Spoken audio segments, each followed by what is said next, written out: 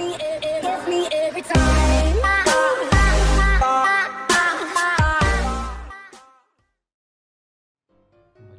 saya. Di video tutorial kali ini saya akan membahas proses dan manajemen proses pada Linux.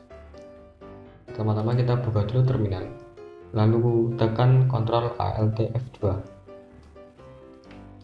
Nah, secara otomatis dia akan masuk ke command line terminal 2. Pertama-tama kita masuk dulu sebagai user root.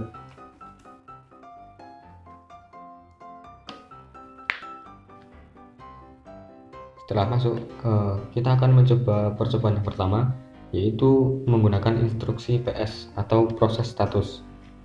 Nah, instruksi ps ini dia akan digunakan untuk melihat kondisi proses yang ada. Di sini dapat dilihat ada 3 buah kolom, yaitu PID, TTY, dan time, dan juga CMD. Untuk PID adalah nomor identitas, TTY adalah nama terminal, lalu time adalah lama waktu atau berapa lama proses tersebut berjalan, dan CMD adalah perintah yang digunakan untuk menjalankan perintah tersebut. Nah, selanjutnya yang kedua, kita juga dapat melihat proses status yang dilakukan oleh user dengan mengetikkan perintah ps-u.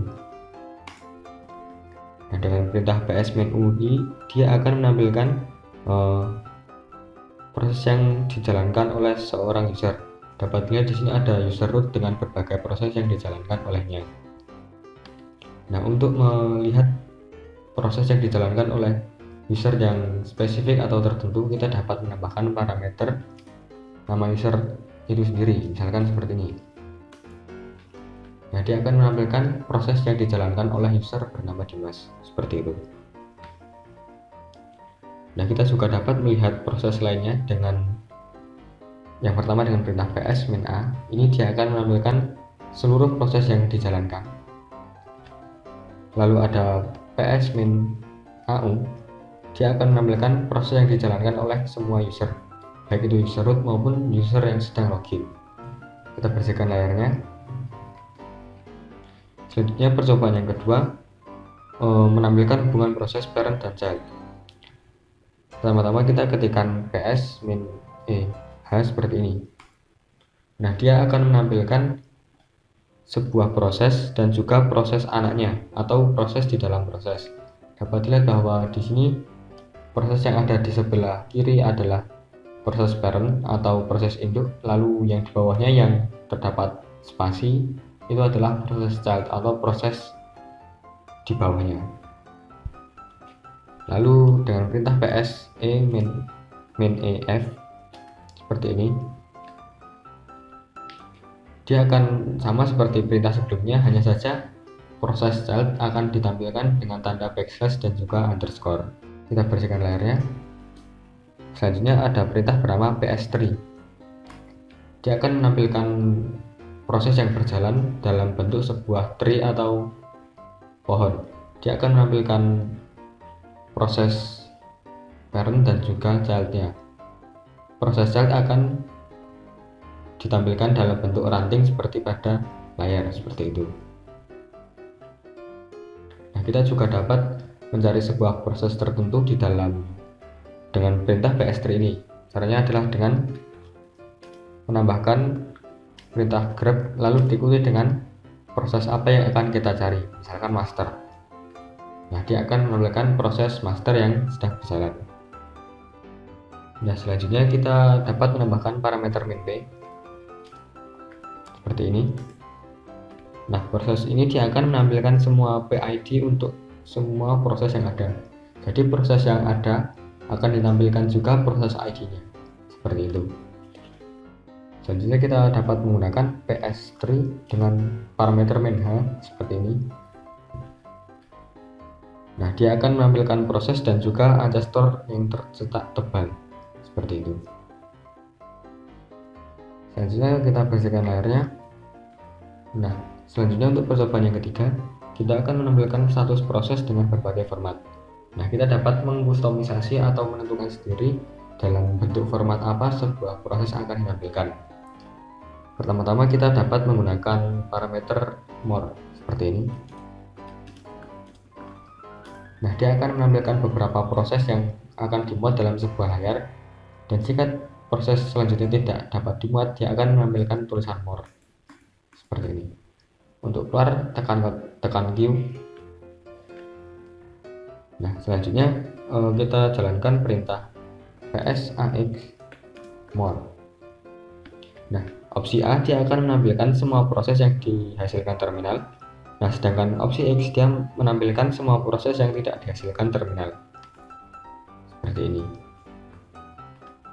Untuk keluar sama, tekan key. Selanjutnya, kita akan menampilkan semua proses dalam format daftar penuh. Sebagai contoh seperti ini, kita gunakan perintah ps-ef lalu more. Nah, dia akan menampilkan semua perintah dalam format daftar penuh. Maksudnya dia akan menampilkan user ID yang menjalankan, lalu proses ID, PP ID, start time, TTY, time, dan juga CMD. Seperti itu. Nah, bagaimana jika kita ingin menampilkan beberapa blok atau format tertentu saja? Kita dapat menggunakan parameter seperti ini.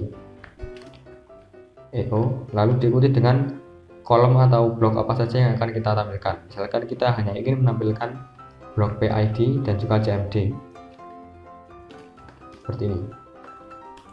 Nah, dia akan menampilkan proses ID dan CMD saja seperti itu. Untuk keluar, tekan Q. Untuk percobaan yang lain, kita juga dapat menggunakan parameter lainnya untuk menampilkan blok tertentu.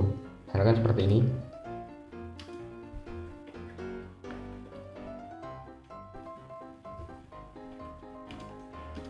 Nah, dengan perintah seperti ini, dia akan menampilkan blok PID, PPID, persen memori yang digunakan, dan juga CMD. Seperti ini.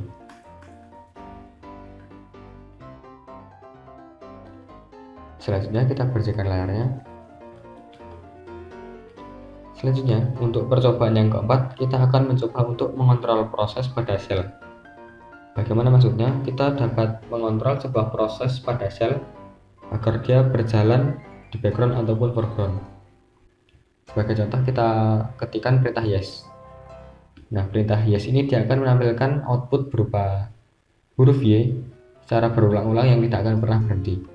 Nah, kita dapat mengontrol proses ini agar dapat berhenti dengan menekan Ctrl J. Seperti itu.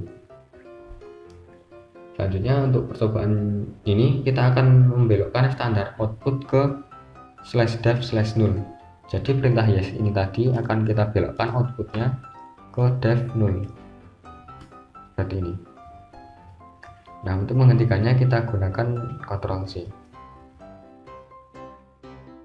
Nah, jika dengan perintah sebelumnya kita tidak dapat menggunakan terminal atau konsol untuk melakukan hal lain, berbeda dengan perintah seperti ini, kita dapat menambahkan parameter ampersand atau dan seperti ini, sehingga jika kita menekan enter, kita masih dapat menggunakan terminal, sementara proses yang sebelumnya kita ketikkan masih dapat berjalan seperti itu. Nah, bagaimana jika kita ingin menghentikannya?